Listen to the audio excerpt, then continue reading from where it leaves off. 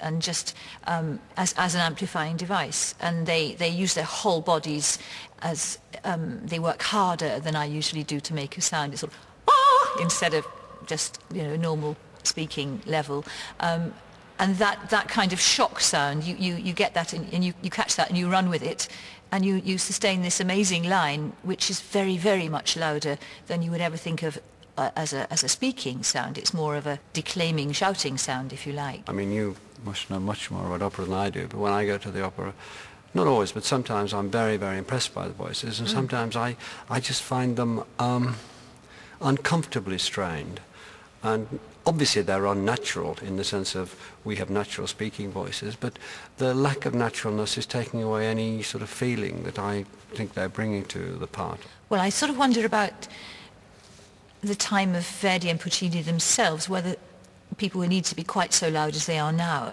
If you look sort of Renaissance sources, there's a certain appreciation of what they called still voices, still sounds, and that meant gentle. What's that? That meant quieter, yeah. And that was quite appreciated.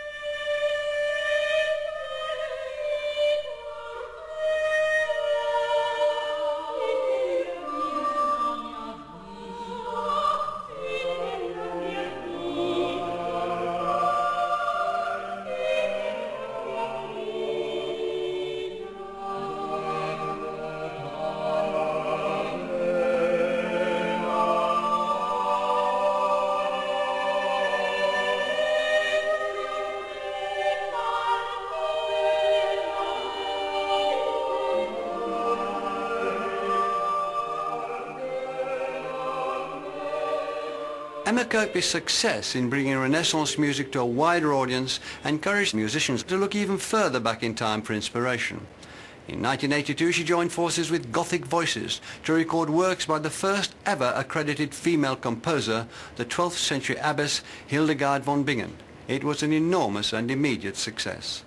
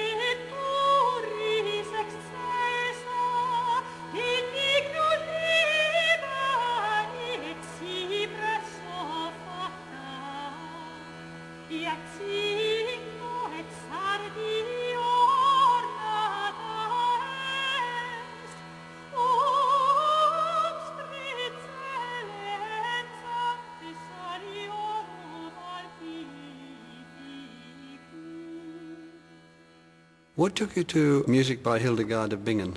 We're in a church that has a 12th century foundation and part still here, which is the time in which she lived. And she was, to Certainly to me, to most people, completely unknown, but turns out to have been a very, very fine musician, a big figure in medieval culture, Indeed, if we can use that word yes, for then, indeed. and brought up by nuns by the side of a monastery, herself then becoming an abbess and then devoting herself to music. So there's a romantic story about her. What qualities do you think the music has that caught people's imagination and affection? There's just a rapture in it. You can't really resist it. These soaring melodies, it starts off quite simply and then it just builds and builds and builds with such simple means. It's just a voice and then maybe a group of voices answering, and we had for some of the tracks the hurdy-gurdy playing, which does give a wonderful foundation to it. It somehow is something wonderful then for the voices to sing against.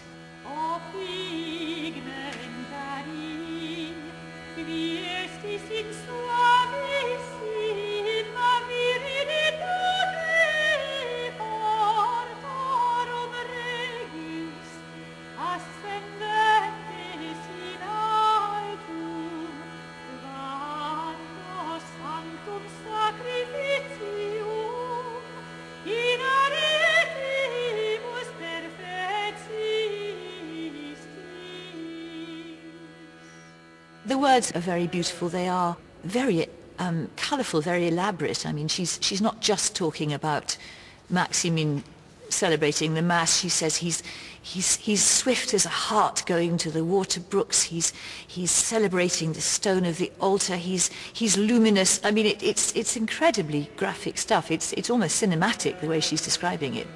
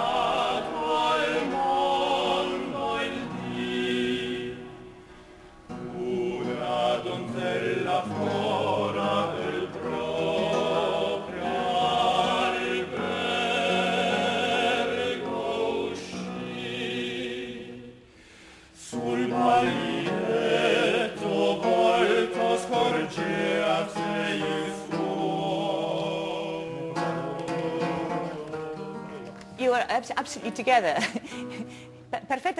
Emma Kirkby's reputation as an interpreter of early repertoire has made her a sought-after teacher at home and abroad. Earlier this year, she explored the Renaissance madrigals of the Italian composer Monteverdi with amateur singers in Udine, northern Italy. Si calve stanno fiori per